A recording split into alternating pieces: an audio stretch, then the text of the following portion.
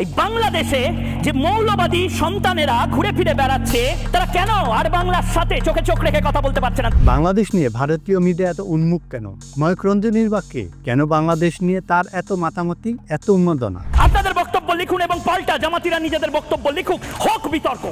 গত ৫ আগস্ট শেখ হাসিনা দেশ ত্যাগের পর থেকেই বাংলাদেশের বিরুদ্ধে একের পর এক অপতথ্য প্রচার করে যাচ্ছে ভারতীয় কিছু গণমাধ্যম।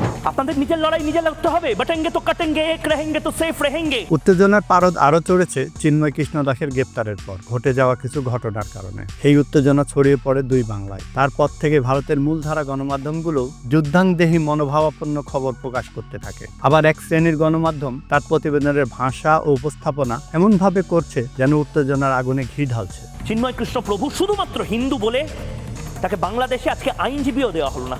এটা কিসের অধিকার? এটা কিসের স্বাধীনতা?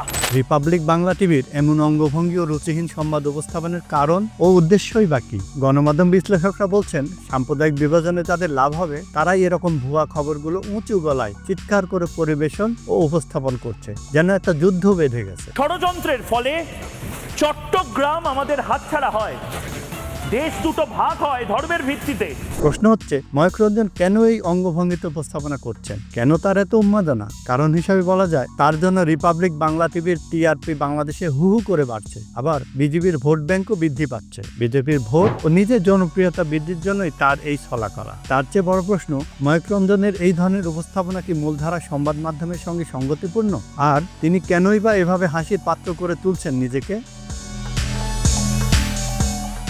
আলোচিত ময়ূক বর্তমানে রিপাবলিক বাংলা টিভিতে সিনিয়র এডিটর ও হেড অফ ইনপুট হিসেবে কর্মরত আছেন। এর আগে তিনি এবিপি আনন্দ, টাইমস নাও ও নিউজ বাংলা 8 কাজ করেছেন। এখন দেখার বিষয় হলো, তিনি এত সমালোচনার পরও নিজেকে শুধরে নেন কিনা।